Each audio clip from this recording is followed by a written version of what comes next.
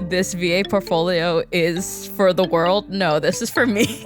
This is solely for me to look through. Let's not leave our stories unsold. Heya, welcome to Creators Lightbulb, the podcast about the indie animation community.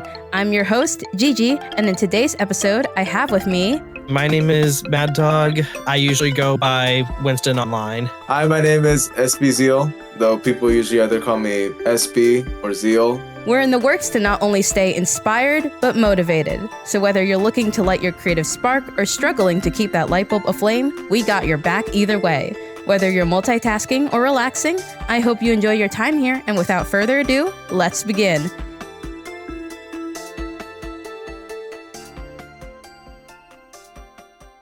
Let's start off with our little segment called The Light Bulb. Every creator has a spark in them somewhere, and we're figuring out how they got started. So yeah, who are you? Okay, so I guess I'll start. I'm a voice actor. Unofficially, I've been doing it on YouTube since 2016. I mainly do comic dubs or redubs of things, and just recently, I've also been doing fanfic readings. So, you play Ash in The Dream Warrior. God, when I casted you like 3 years ago.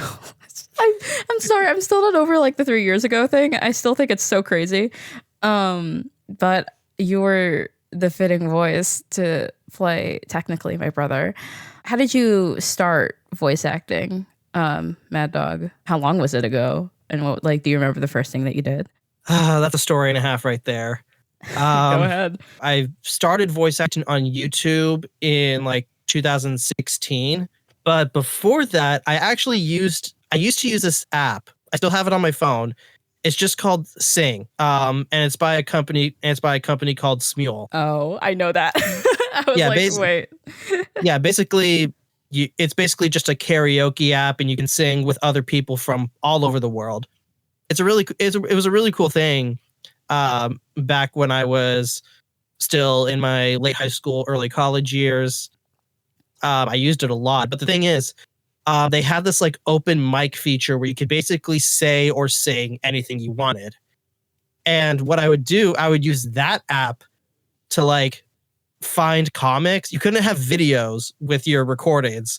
So I basically just read out the comics while doing this recording. I did all the voices myself, and somehow I managed to actually like get the attention of some people that were like trying to do comic dubs and stuff on YouTube.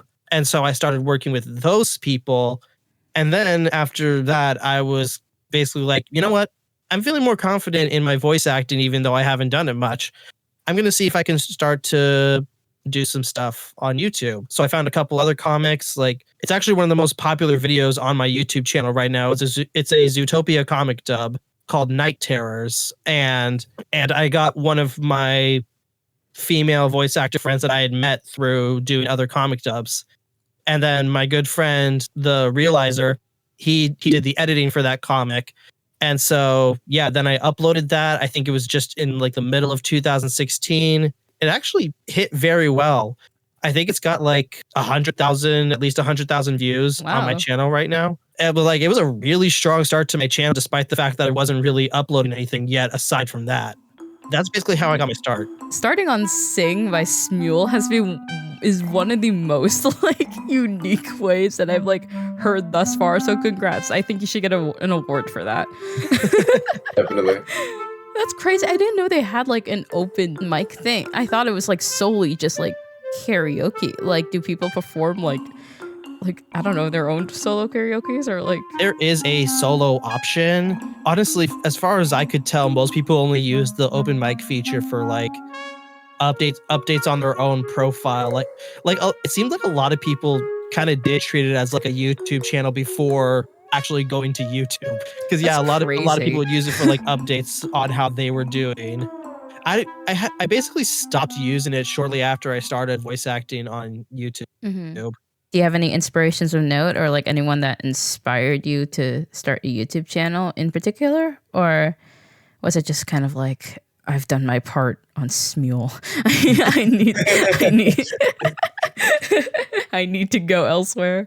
I think working with other people on comic dubs is what gave me the inspiration to do them myself. The channel that comes to mind that like gave me the inspiration to even start doing voice acting, they're called, I think it's Super Shattuck X250 or something like that. Because when I started voice acting, Undertale had just come out like a year prior. And so obviously all these YouTube channels were doing stuff like that. And Super Shattuck was doing a lot of Undertale comic dubs. And I was like, I really like these voices. And I feel like I could take inspiration from these to make my own voices for the characters. Yeah, it was mostly Undertale comic dubs that I was doing on Sing.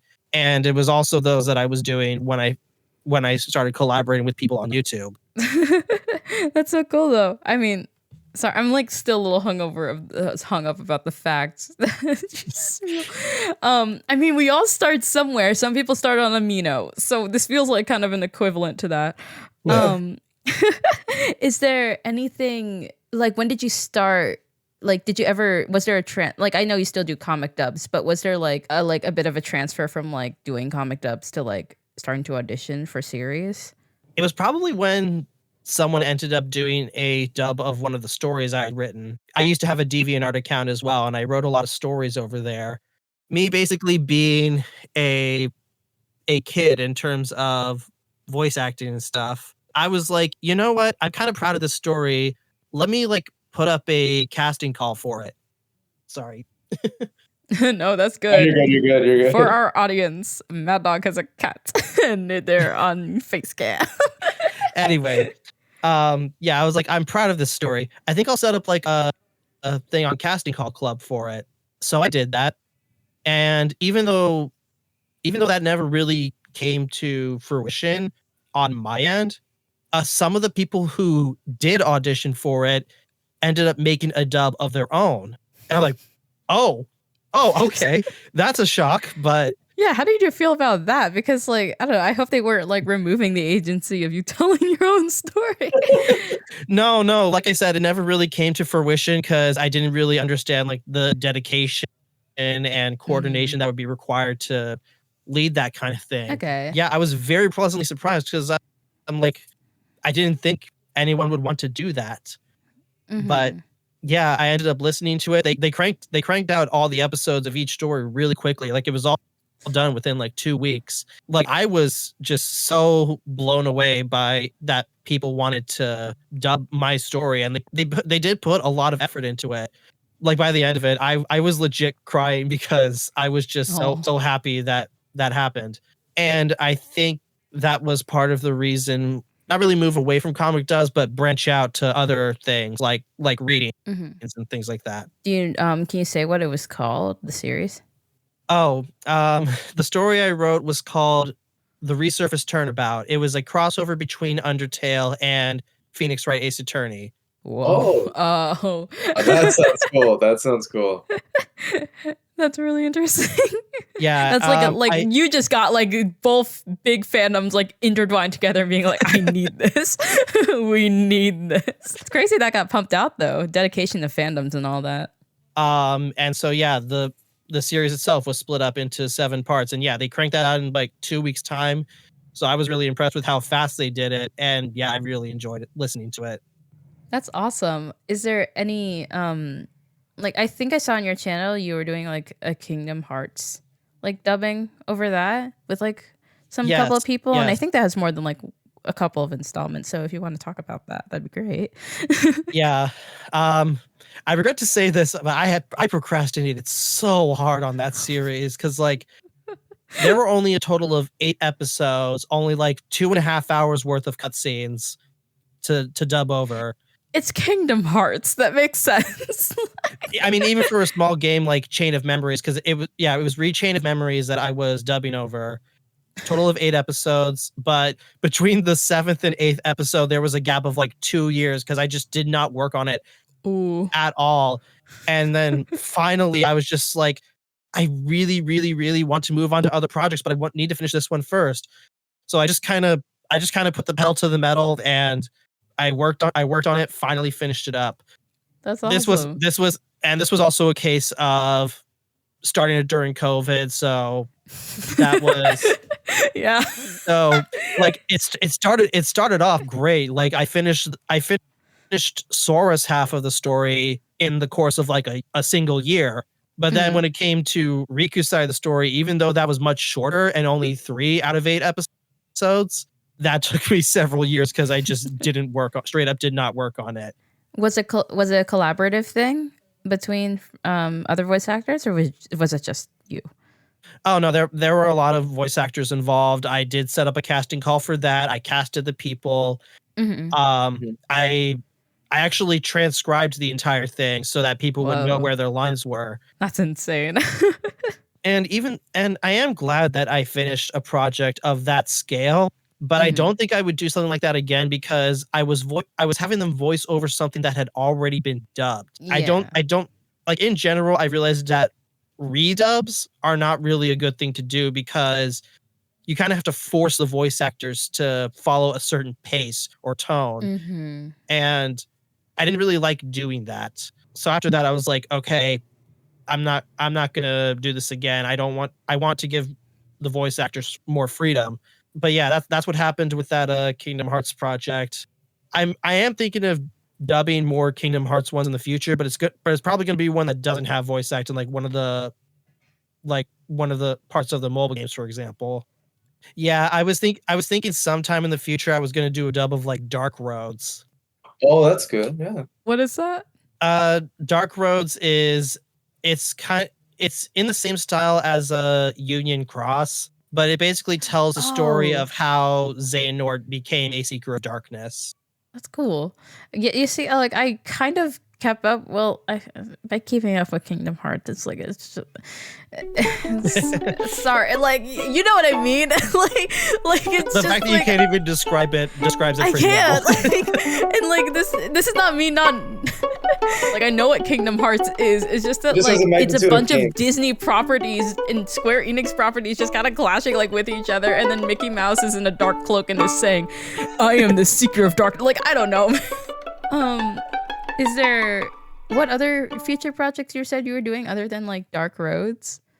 Right now I'm working on a fanfic reading, and it's another Ace Attorney themed one, but it's a crossover with Zootopia. Oh. Yeah. It's called Nick Wilde Ace Attorney. I've already uploaded the first chapter. I'm getting close to wrapping up the second one. There's going to be a total of 5. That's my current project. After that, there's a couple of Mario themed fanfics that I need to get back to, actually, because I kind of put them on the back burner in favor of this fanfic reading I'm doing right now. Sorry, I didn't like compute whether it's like a comic fan fiction or whether it's like a audio book situation.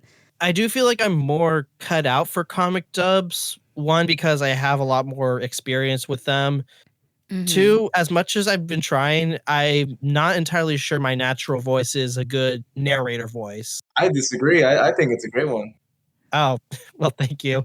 But yeah, when it comes to fanfic readings, usually the host is the narrator, and then they hire voice actors for every spoken role. Yeah. I see. I think audiobook projects are so interesting. Like audiobooks don't like have like the ambiance and the sound effects, because then it just becomes an audio drama, which is like a different thing. But I think that's cool, like a voice cast like that. So I wish you the best of luck. That sounds awesome. Thank you. Have you voice acted in like animated series besides mine, or like is there any that are like running? Yeah, aside from yours, I'm voicing in Mystics by Great Pizza. Yeah, I'm Blade, the main character. I also voice Aster, one of the side characters. I was also playing a role in a thing called Penguin Rompa, which is a Club Penguin and Danganronpa crossover. Beautiful. Other than that, there aren't really that come to mind off the top of my head. All right. So thank you for that. Zeal, can you please reintroduce yourself? Say hi again if you want. What you do, role in the community, etc. Hi everyone. My name is SB Zeal, though people either call me SB or Zeal, and then people make the joke of BS, ZB, or Zebra. Please refrain from calling me that. That is a massive trigger on my end. I am, for most people, at least on a certain community, I'm very much well known for voice acting. But I do have my own YouTube channel that I do. I'm a stop motion animator, and I do a lot of more. My channel's a very, I wouldn't really say kid based, but it's based off a lot of things revolving around my childhood, if you will, that I want to make stories of that continue kind of on their legacy, because I feel like nowadays we're exposed so much to what's it called? Brain rot. Is that what you're looking for? Appreciating brain rot, yes. So I'm trying to kind of like, I want to be able to influence that and become a bit more positive with like stuff that I grew up with. So Lego Ninjago for stop motions. I do Thomas and Friends wooden railway stuff.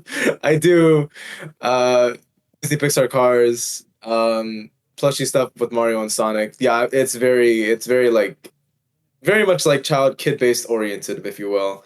I'm currently also a voice actor who's trying to be open to become more, I guess, better my talent, better my abilities, if you will. So right now I am currently trilingual. I'm fluent in English, Spanish, and Thai. Also learning Japanese at the moment, and I want to be able to learn more of those languages. That way, I could be much more diverse and be able to like just better off my craft and everything. I have trouble learning just like a language singular alone. So it's kind of crazy when I'm like when I hear other people that are like, I'm learning 4, and I'm like, whoa. But it's so cool. Would you think about making like translated versions of your own content? Is that what you're Absolutely. I've been actually, for every person I've been thinking like that I've been learning a language of, I always also try to find other voice actors that can speak either the same language, those other different languages. So That's obviously cool. Spanish, I try to find like a Spanish cast. I try to find a Japanese cast. Those might be a little bit hard, but then a Thai cast, yeah, that doesn't exist.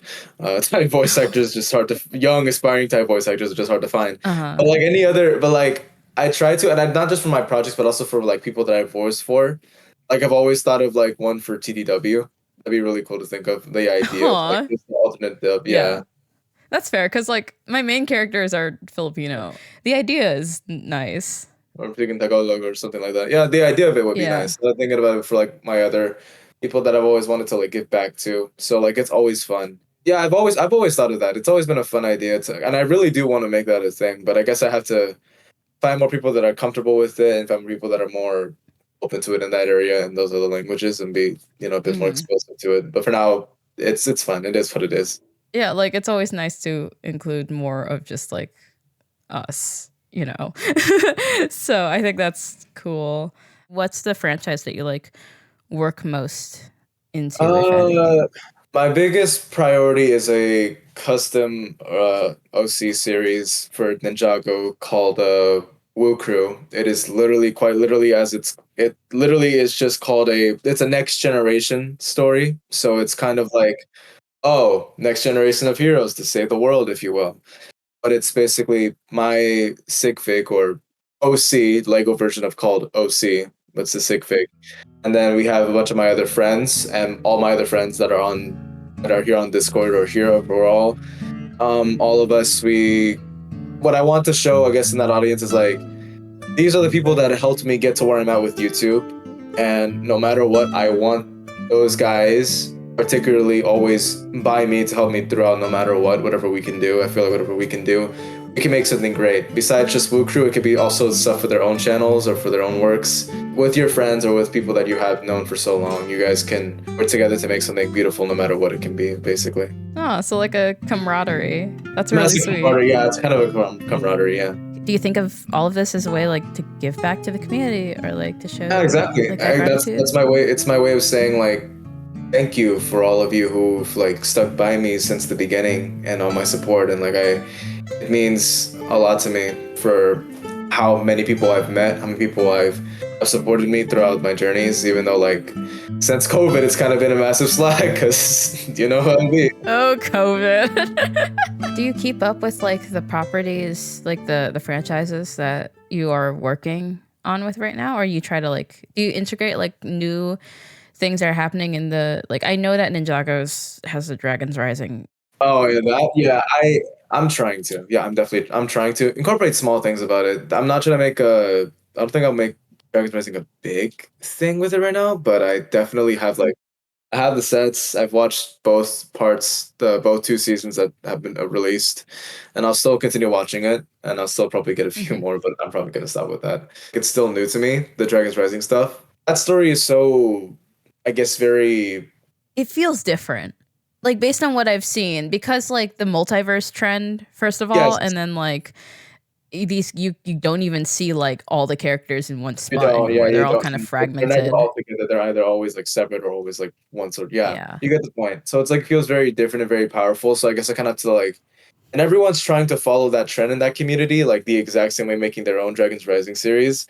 But for me, I don't want to be like, I don't want to always be following the trend, because then if I have to follow the trend, I have to stick to it and be kind of a bit more consistent on the uploading department. And I think you know very well, as much as the next person, how animation is overall, is like anything about any form of animation.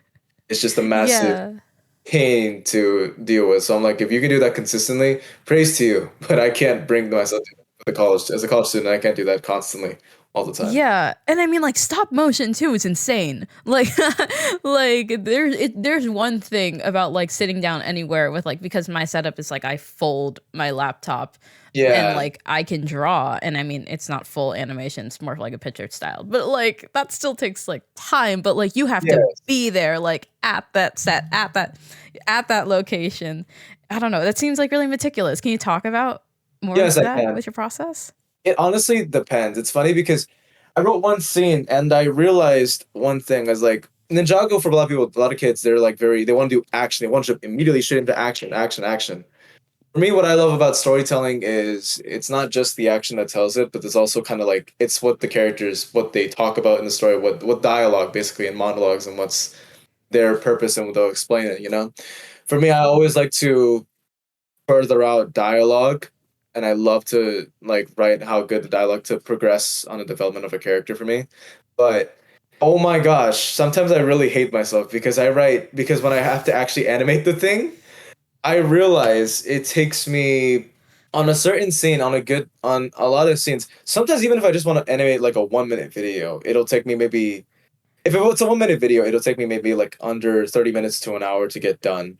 But if I do a scene that's like at least maybe 2, 3 minutes, give or take, just because of how much I said, just because of how much like I had to remember that I wrote and had my actors say this much, I'm like, that's gonna take me 3 hours to 4 hours.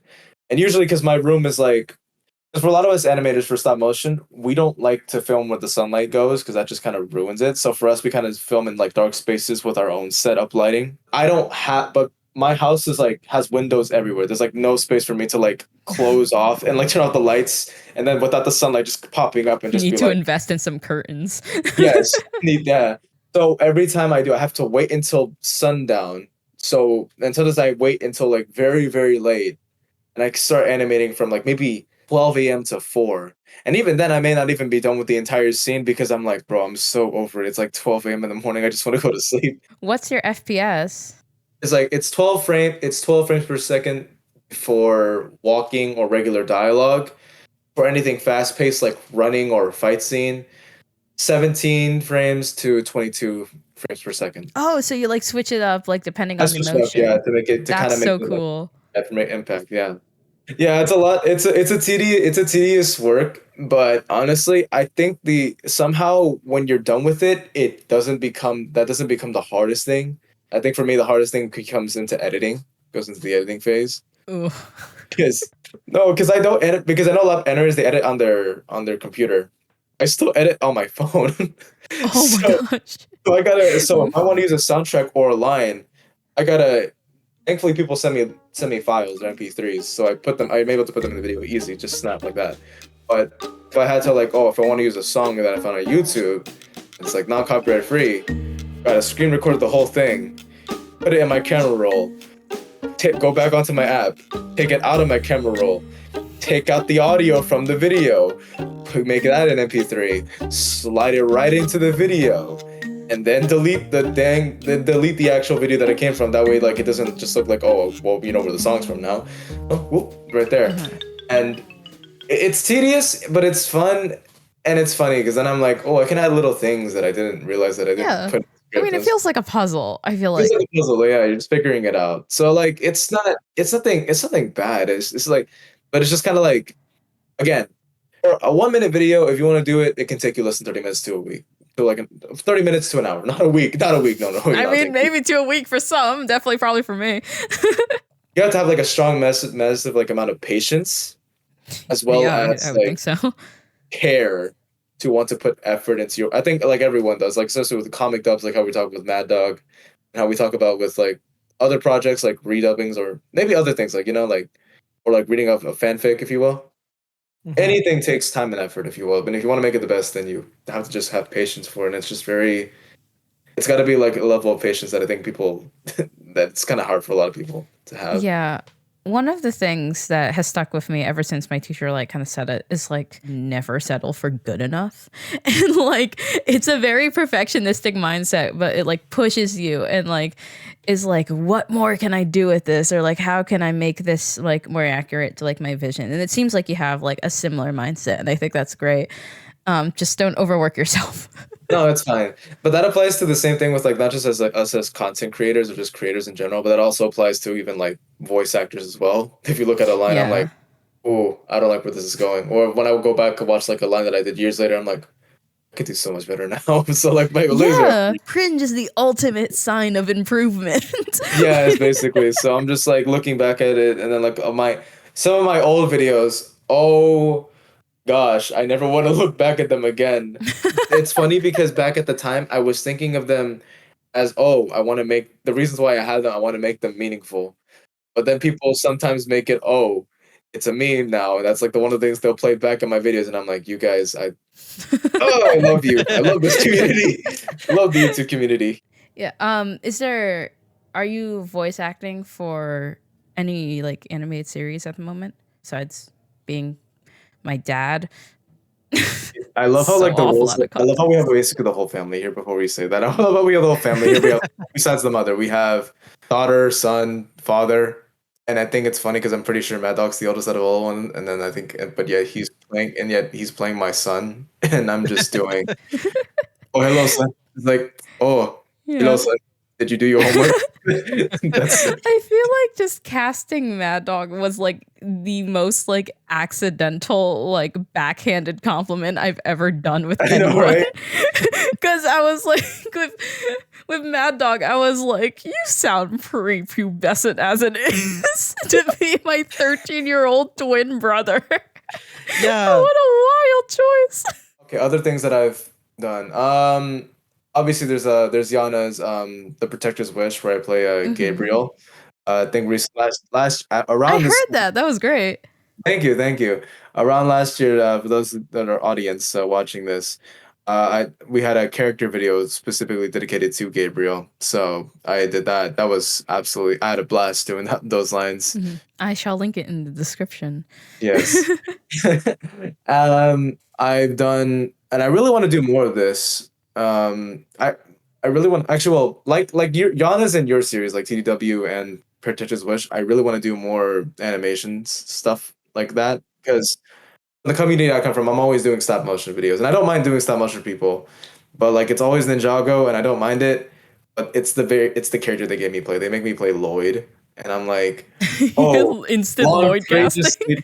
Yes, I don't mind him, but when I watched Crystallize, it made me hate him so much, and I'm like, controversial opinion. No, because if you watched Crystallize, but don't worry, you don't have to watch it. If you don't watch it, I don't. I watched like partially, and then I fell out because it was hard to keep up. No, trust me, that's every Ninjago. It was every Ninjago. I heard it like butchered, like. And it butchered his character, which annoyed me the most. It made him such a little brat. And then also, like, it's the things that, for me, Lloyd, he says, that I always say for him. I realize I have a very specific set of lines that people want me to say as Lloyd. They're always saying, quote unquote, and I quote, "Why are you doing this? How could you betray us? We used to be family. Hey, Coles, hey, Nia. That's your uncle. I miss you so much." I'm like, gosh, why do you guys have to have Lloyd carry the burden of like so many issues that we all want to know about? Why is it me that I have to say He's this? paying for his crimes for failing that first final battle with Lord Yes, Garmadon. he is. You're right. He is just, and he has sins to atone for sins. And then I'm like, I love me some diversity when I could get the chance. That's why when I was casted as the Filipino father, I'm like, and then when I heard myself playing Gabriel, I was like, oh my gosh, Yana, I could literally marry you if you were here right now. Thank you. Oh, recently I've been doing a lot. I did a plush. I've been trying to do into a plushie series. I played literally Mario, Luigi, Wario, and Waluigi in a plushie series. And that was interesting, playing all four of them. It was just there's this one specific one. It's a me, Mario. It's so funny. I heard that. Whoa, that was good. That was good. Thank you. It's a me, Mario, and the me, Luigi. Sorry, you're getting into character voices, and then Wario is like Wario like this, something like that. Wah, Luigi, wah, wah, and all that stuff. I mean, I was gonna say not far off from the official voice. Oh, thank you. I mean, if Chris Pratt can do it, anyone can at this point. I mean, that's just gonna say. I mean, Charles Martinet voiced all four of them, and I think didn't Kevin know that. Afghani is doing the same. I've been trying to do more diverse because I guess for me, my voice acting journey has always started off in the Lego community, and a lot of the voice actors in the Lego community, they kind of just stay there and are more well known there. For me, I guess I just really want to be. I want to be out there. I want to do more out there.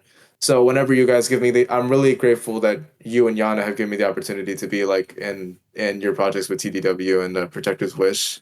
Yes, I love, and that isn't to say that I don't like being in the stop motion community or that I don't like playing Lloyd. I don't mind. Again, I do just love like whenever I'm able to get the opportunity to branch out and just have fun and explore myself, not just be specifically just staying at main lead character, playing the leader of teenage with daddy issues, like number 69. Yeah, I think I could speak for all of us when I say that like one of the biggest joys as a voice actor is the fact that like when something gets completed is seeing your voice to a face.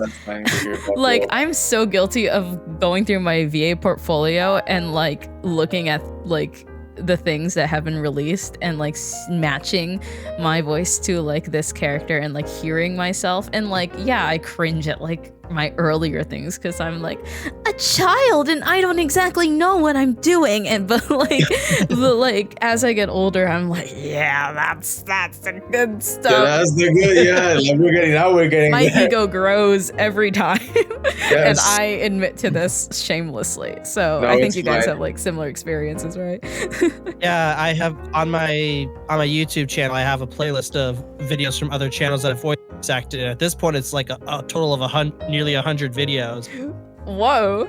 But like the first 30 of them are ones that I recorded with like my default laptop mic. So one, it doesn't sound very good, but again, I'm also working with a lot of other beginners. So like I'm proud of this, but at the same time I'm just not good compared to the things that came down the line. And then like after that I got a blue snowball mic, so it sounded a lot better, and now I'm using XLR. That's awesome. I don't do a playlist. I know people who have playlists like their channels, like showing the channel that they've been a part of. Because I used to do like, remember when Silver you used to do like you upload like your frequent little like demo reels. Like I have 3 videos of like demo reels of me doing like videos that I've been in the last like 4 years that I've done voice acting. I have one for 2021, 2022, and 2023. And then someone asked me recently on one of my streams saying, "Oh, Z, you're gonna do one for 2024?" And I'm like, "Of course," but I forgot how many people because I'm gonna miss out some people. I'm gonna forget them because it's so hard to remember how many things you're in once you start going. Yeah, like y'all people think that like this VA portfolio is for the world. No, this is for me. This is solely for me to look through. I mean, like, yes, it's resume and stuff. But, to boost my resume and to boost my already attained low ego until someone wants to deplete it. Do you guys hear like how your voice like kind of just evolves? Like like with those? For me, I just sounded back then. I guess when I started out, because I guess I didn't have the same passion for voice acting and love that I did as I did then. Because I just thought, favor for a friend, let's just do that, Or but yeah, it'll be cool to hear my voice in a video, someone else's video from now. Then I could be on YouTube. I was the hype around about the mindset, and then I look back at it now, and it's just like I hear, "You brought us here. Yo, guys, we gotta stop this. We gotta beat that.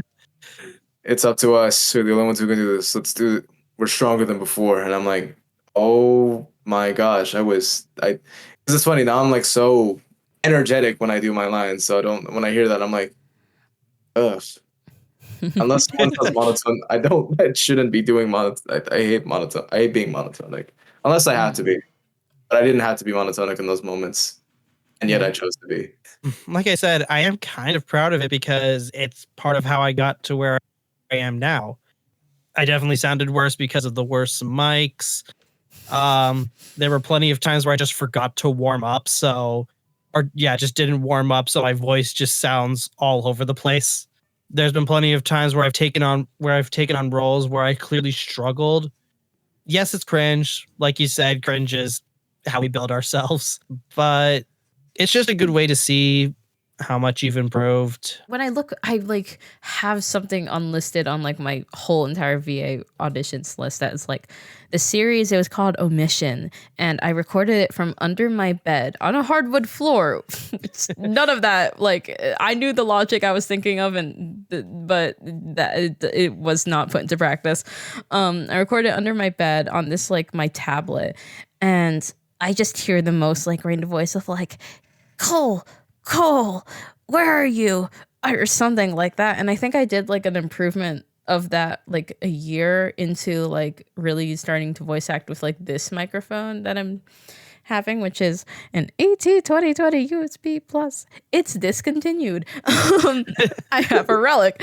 But because there's better versions of it now. But like before I got this one, of course we're improving and we're learning like new skills and vocal techniques and like how to take care of our voice. But I think a lot of it in the beginning has to do with like fear. And like me personally, I was like afraid to shout and be loud because I didn't want my parents to hear me. And then naturally I kind of just like got over it, and like I would do it. I would like record when my mom's like asleep. In college I can't really record because these walls are thin. These walls are so thin. Yeah, I did a lot of recording in college. I'm the dragon in Yana's series, The Protector's Wish, that like Zeal and I are also like that we voice acting together. Oh, yes. Every single line that I have to do, that I've done thus far, besides like singing for the dragon, is just like. Yeah, I was about to say. I was like, wait.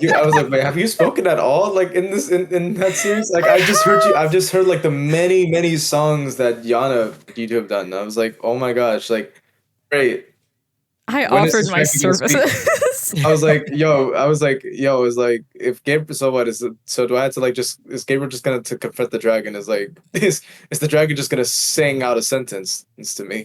Yeah, I think about that and I'm like, okay, yes, the dragon sings in a very different tone than like what she like speaks and actually speaks. And this is like me trying to be vague for the sake of spoilers, but like I have interpretations with the dragon of like being like softer during these moments and like trying to like act all tough and stuff like that. I think a good like dynamic between creator and voice actor is like being able to converse through these liberties and like taking your own interpretations of the text and lines and being like, I imagine the character doing this and this, and like this is a vocal thing I want to try, blah blah blah.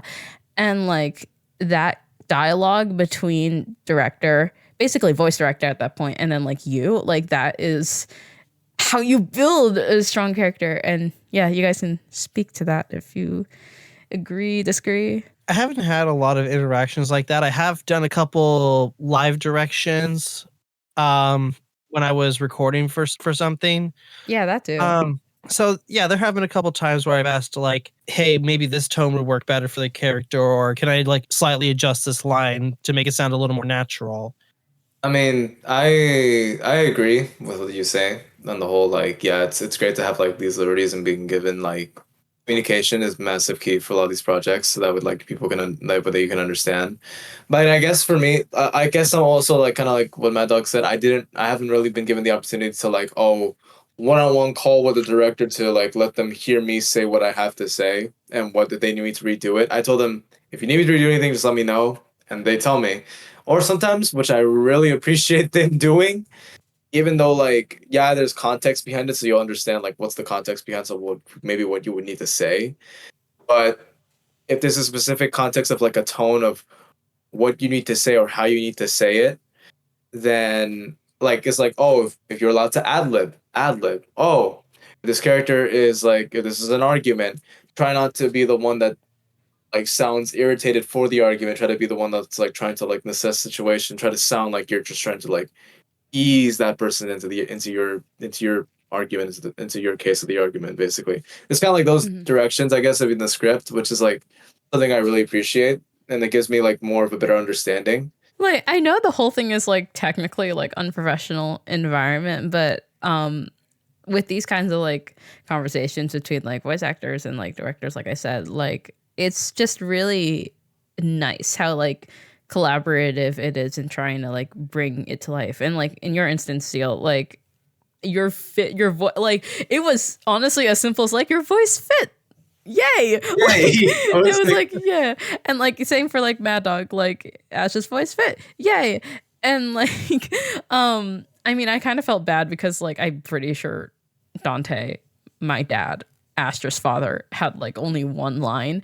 And it was, I don't mind. I just thought, oh, Anne's dad from Amphibia. Basically. Yeah. Oh, yeah. And like they're gonna be like more like relevant. I cannot promise anything, but like they were planning to be like more like relevant characters that are just kind of like having to cope with the fact that their children are going crazy. I have my audition tapes on the internet and the one line and like the one liner, so I'm happy about that. I get my one line in. You take these like evolved skills into better ideas that like you want to invest your time in, because we don't have a lot of time anymore now that I'm like in college. You're in college. Mad Dog has a real life job. Yeah, I know, right? like that's just kind of what happens. Like you choose what you like want to invest your time into. So yeah. If you do tend to take on these, if you do still tend to take those projects on serious, like even though Woo Crew started back when I was like in freshman year, I'm still trying to make it a thing.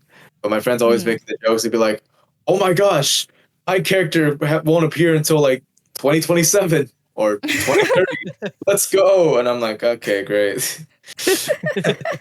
And so what? I'm gonna be just as enthusiastic as if it were to release today. I'm 20 now, and I'm still enthusiastic about it 4 years later. So that doesn't change it. Yeah, I had the Dream Warrior when I was 13, 12. No, wait, I think I had this trend where I aged up the characters with me. So like I think I did, like Astra was 12, and when I started I was 12, but then I was 13. I was like, Astra's 13 now. And I was like, okay, cap it at 13. She's 13 forever. I can't grow with her. And it's kind of a depressing analogy now that I think about it, of just like kind of halting like that. Astra's this embodiment of like teenagehood, and just like I feel it's very kind of metaphorical to like, okay, this story is such like a relic of like growing up and adolescence, and like I have teenagers fight in nightmares with silly flying cats. Like my stories are a lot more like not grounded, but like they don't really like mingle much with like animals anymore. And like I don't really, because I was very inspired by Warriors and like the animated series community in which we all represent ourselves as animals, and they give us furry allegations and like whatever, I give up, whatever, call me that, I don't care. And like just like there's Pine, like this cat that's like they have like sentient lives basically, and like I mean cats have you know what I mean, like cats have sentience, but like they speak English, and like they went through this, they have like morals and dichotomies of flaws and personalities, and like just like being able to like look at one thing and like try to expand it, and like also just I don't know, putting it into the Dream Warrior was just like whatever happens with the story from like here on out, whenever we're talking or whenever this podcast episode is like released, like it still will hold the biggest spot in my heart in terms of creativity of like, this is where I started. I released episode 1 and everything's like, you know, whatever I do from here is like dandy. I have to like pitch a film for one of my college classes, and I'm so attached to that one now. And like, because of these stories that we had before, we're allowed to grow. And I like that a lot. It makes me nostalgic and happy. And, and it's like, that should be good. As long as you're happy, that's all that matters. As long as you're happy, that's all that matters. Welcome to our intermission. Feel free to pause the episode for a bit, drink water, get a snack, take care of yourself. We'll be right back.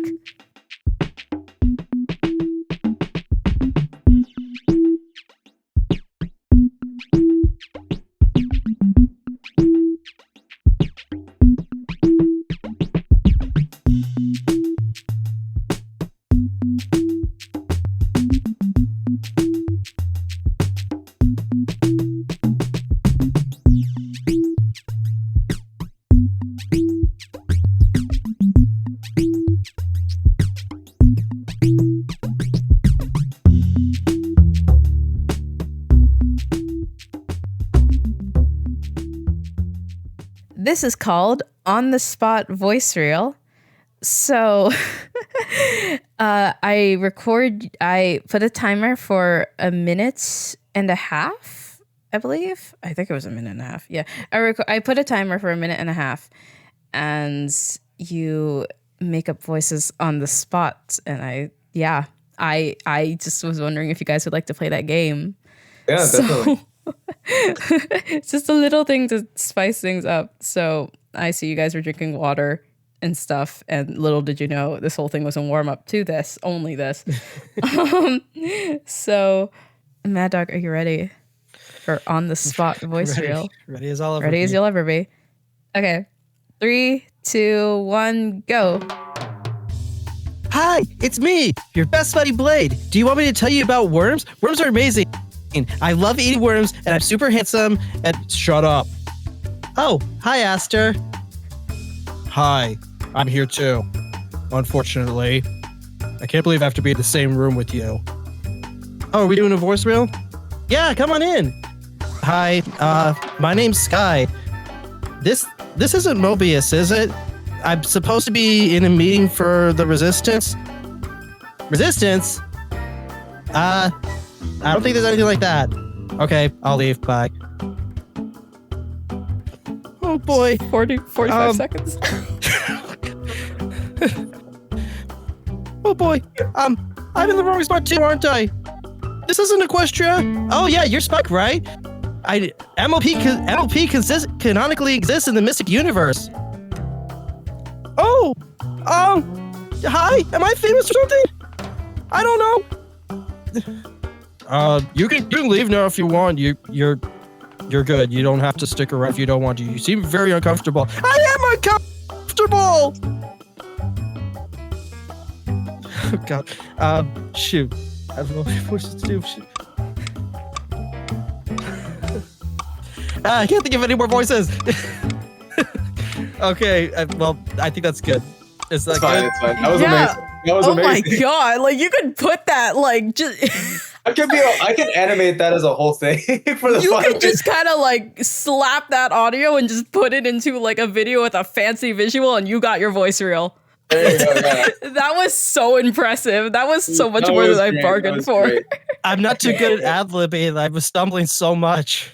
I think you were great. I think that was fantastic. That was fantastic. I loved it. Yeah. I mean, that's the point. I mean, to ad lib on the spot, I think that was the kind of the point of this anyway. So I think that's why it's called putting.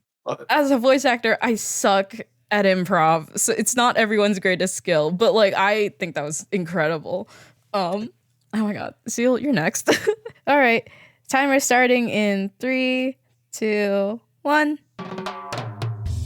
Hello, everybody. It's me, your favorite freaking Thinking Mouse. We're here.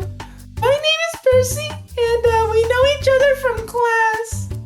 Thanks for coming over. Why do you want to go to Mexico? I just love Latina Sonic. What? Adios, amigo. Hey guys, how do you eat your ice cream? I prefer eating mine in a cup. That way, if I get full, I can always save it for later. That's easy, Silver. Cones all day, baby. How about you, Shadow? I bite my ice cream. That's it. It's been frustrating.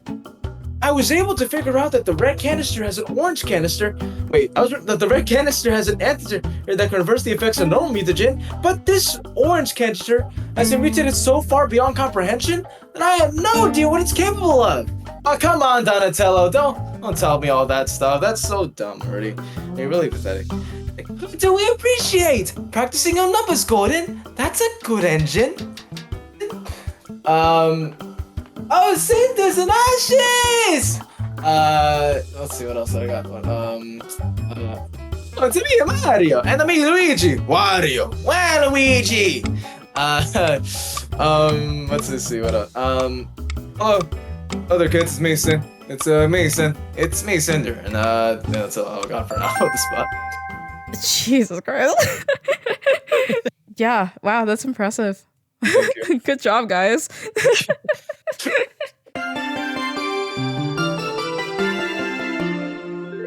Moving on to our curiosity Q&A, where our members from our Discord ask our guests questions.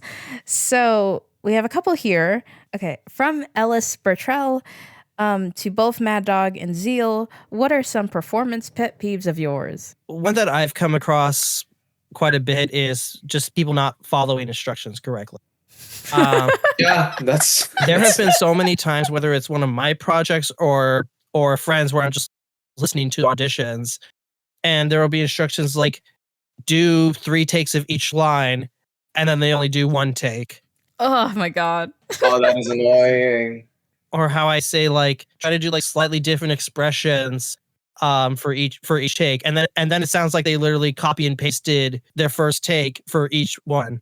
I know following instructions can be hard because a lot of casting calls do have a lot of set rules and guidelines, not just for making the audition itself, but even submitting the audition. And like that can be hard, especially if you're a beginner.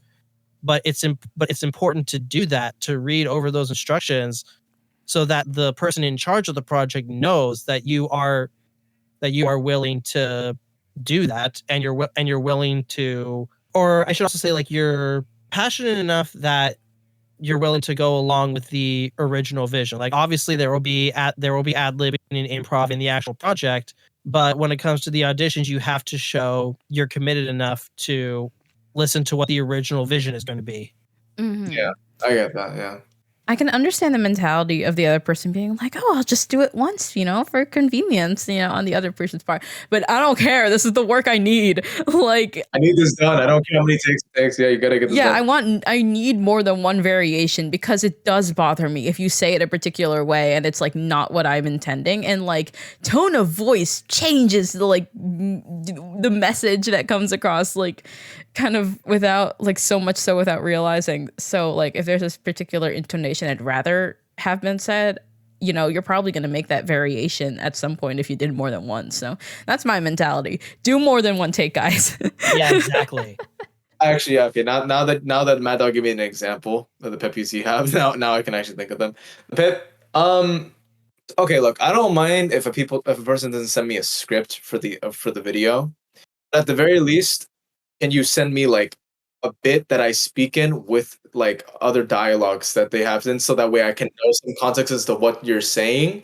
Because I get a lot of times where people just send me a list of lines, just a list of my lines, and there's no context behind it. There's no there's no extra dialogue that was said from the other person, so that way I don't know what's the context behind it.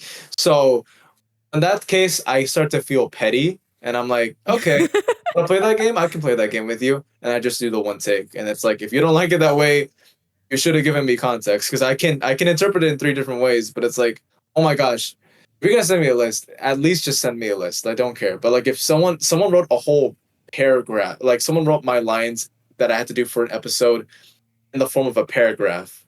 Ooh. So I didn't know, and they didn't have like any quotation marks at the end of the sentence, so I didn't know if I had to keep saying it or I had to stop every sentence. And I'm like, why did you make this a paragraph? Why did you make? Can you like a list? I would be okay with, because at least I have like time to breathe and then say move, move, move. But then paragraph, I have to say, stop what you're doing right now. And then next line for different context. Oh, how's it going? And I'm like, why? Just why?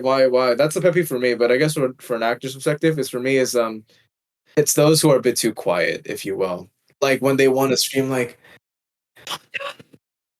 I'm like that's whispering thing, and I'm like I understand because maybe they don't want to get in trouble with their families or whatever, or like maybe they're just a bit shy.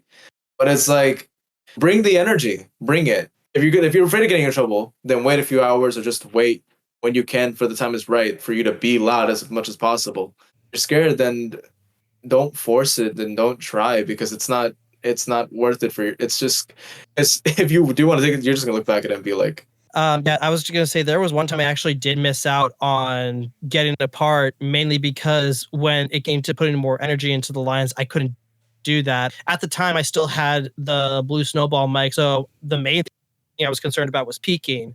And so I was like, I have to hold back, or this audition is not going to sound very good in terms of quality. But then, like when I wasn't casted, I was essentially told I got second place for the role I was doing. But they just said like the voice seems to give way when you're trying to put in more energy, and I'm just like, oh no, it's because I was worried about my mic. But in general, when I have a role that requires people to like yell or scream quite a bit, I just tell them like, let people in the vicinity know that you're going to be doing this role and it's going to require loud noises, so that way nothing happens when you're actually doing it. From garden salad to Zeal, what do you do to make sure the lighting stays consistent in your stop motion films? so I'll show it, but the people won't see it, but YouTube will see it. But what I do again, sometimes I wait for the sun to go down. I do also blind the curtains. If it's a cloudy day, I don't like cloudy days, but thank you for the sake of it, because then the sun doesn't come in dimming through the window, and I can actually work on the lighting on that. And sometimes if it's really like the clouds are like very heavy, then like the lighting will just like it'll just stay dark, and I'll be like, bet, let's go. What I do sometimes for my lighting is I'll either it also, because nowadays I've been trying to figure out new lighting techniques to showcase like daytime setting, if you will, like if it's morning, night, or day. I'll show you. There's a little short on my channel that shows like what I do, but I'll bring it out just to show. Yeah, sure. I can describe to the audience. Zeal is walking out of their room and showing us a cool thing that we're about to see. Zeal is bringing in whatever a ping pong paddle? This is a cutout. This is a cutout of pink paper. This pink light, if I place it on my lamp and I turn on the lamp and then I do the same thing with the other lamp, it will indicate, the light will be like showing like a sunset. It'll indicate like showing like it's like the sun setting or sun rising, if you will, in the morning, if it's either morning or daytime. I have like a cardboard cardboards with colors. So I have an orange background and I have a blue one. The orange one, when I do the orange one, it pops out the pink a lot more, indicating sunset. Hold on. That's awesome. It's a very simple procedure. If you go to Hobby Lobby is like your best friend for like utilities. Like it best, like, just if you don't have money, just go to Hobby Lobby for this type of stuff. It's really easy. Thank you for showing that. That's so cool. Okay, so for our final segment for Creators Lightbulb, I have titled this segment Flip the Switch. What is your advice for the community to hear? Even if you're just starting out, even if you don't have a very good mic, just have some confidence in yourself. Just don't be afraid to just really let out all the energy you have. Like if you think a character is going to be very energetic, don't be afraid to let that out of yourself. If you hold back, you're not going to reach that full potential that you have for a role. There have been times I've ended up getting really into a role, and then I listen back on what I just recorded. I was like, that came out way better than I thought it would. So yeah, just be confident. especially if you ever have a plan of going into a professional scene, because if you're not comfortable recording in the comfort of your own home or closet, in my case, you're not going to be comfortable in professional booth when there are people actually watching you and listening to you in real time. Get out of the closet, guys. Sorry, the joke was going to come eventually. It's fine. It's fine. Yeah. But that's very solid. But yeah, Zeal, what advice do you have for the community? Do what makes you happy. You know, if it's to be whatever you want to pursue, follow it. If it's in the YouTube content creator, showcase what inspires you, or showcase what makes you happy. That's why a lot of the channels are gaming. People love gaming, or animation like us. Whatever it is you want to do, nothing is off the table. That's why it's only within your mindset you think if you can't do it. But if you can do it if you just push through. And it's a process that's going to take a lot of time and a lot of endurance. Some bits may pop up, some others won't, but you're going to have your moments, and it's just going to be a thing. And then in the forms of like getting into the acting or voice acting stuff, actually in general with content, we're all artists, no matter if it's being a content creator or if it's just being an actor or being a musician or whatever. It's all about putting yourself out there and having the mentality to just be bold and be strong and brave, not to hold yourself back, unless they tell you to. Just stand for yourself and stick for yourself. Know what is like really know like what's really important for you, and know what you want. Believe in what you want. There's so many cases of people doing multiple more things than one of what they love to do, and they've done it many times. So if that shows that they can do it, then you can do it too. Think of it as, if you will, if you're gardening, you have to plant a seed. It's going to take months for you once you water that, once you let it give it sunlight or whatever. It's going to take time for it to grow. If you give that time to grow, then a few years later you're going to get results. And that's the point of it. So think of it as if you're planting a seed, if you will. That's very wholesome and cute and very true. Thank you for sharing that. Thank you. That's awesome.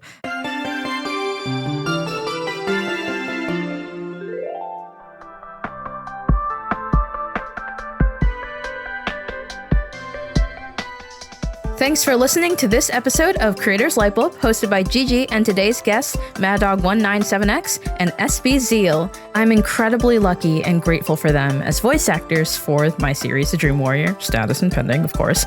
And they're just incredible people to talk to. Dear listener, I hope you found what you were looking for and enjoyed our discussion. If you did, please stick around for more. Subscribe and stay alert for the next episode by following Creators Lightbulb on Instagram, Blue Sky, that's new, and literally wherever you listen to podcasts. You can find me on Instagram and YouTube as Gigi Silver Emblem. Plug your guys' socials. So once again, I am maddog197x. You can find me by that exact name on either YouTube or Blue Sky. You can find me on my YouTube channel with the same name, SB Zeal. And then you find my Instagram at SB_Zeal. That Instagram is all lowercase. Okay, thank you. All right, everybody, I think that's it. I hope you have a good day. Create and ignite. Remember to stay bright.